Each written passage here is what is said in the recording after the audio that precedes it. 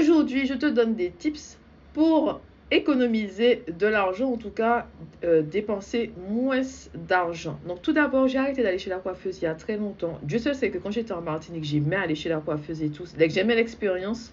Mais en France, à Londres, c'est pas mon truc. Donc j'ai décidé de m'occuper de mes cheveux toute seule. Donc ça, je fais des économies. Ensuite, j'ai appris à faire mes sourcils toute seule. Donc je ne vais plus au salon de beauté. J'allais au salon de beauté. Tu sais, les Indiennes, elles font ça bien pour toi et tout. J'ai appris à faire ça durant la pandémie parce que j'avais toujours des réunions.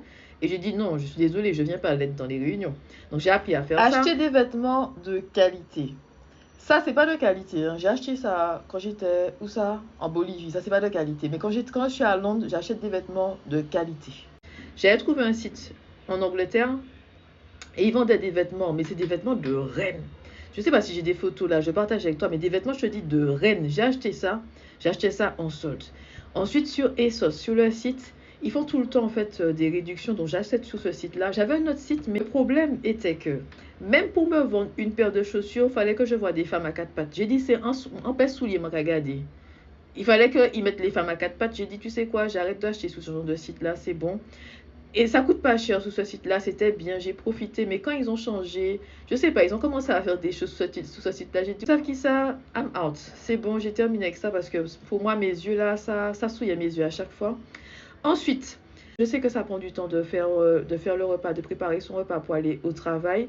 Ce que tu peux faire, moi ce que j'avais fait quand je travaillais, c'est 2 jours je mangeais dehors et 3 jours je mangeais ce que j'avais préparé chez moi. Quand je travaillais dans les cabinets d'avocats à la City, avec mes collègues, tous les matins, nous allions au Starbucks. Fallait nous voir bien habillés, talons, on va au Starbucks et tout, nanana. Et puis quand j'ai commencé à travailler dans le public, j'ai arrêté avec ça. J'ai dit non, c'est bon. Parce qu'à ce moment-là, j'ai repris cette habitude-là de faire un budget. Quand j'ai calculé combien d'argent je dépensais par jour, hein, combien d'argent ça faisait par mois, combien d'argent ça faisait par an, j'ai dit non, c'est fini. Donc moi, ce que je faisais, c'est que je venais avec mes sachets de thé au travail. Par exemple, quand je suis en Angleterre, la crème là pour le corps, ça coûte cher. Mon Dieu, ça me fait du mal. J'attends les promotions. Je vais à Boots et j'attends les promotions. J'achète pas les choses comme ça, hein. Aussi, inviter le Seigneur quand tu vas faire des courses. Ne prends pas juste pour prendre. Ok? Si tu mets le Seigneur devant, tu vas sentir quand tu dois acheter quelque chose et quand tu dois laisser quelque chose là. Ça aide vraiment de faire ces courses en invitant Dieu.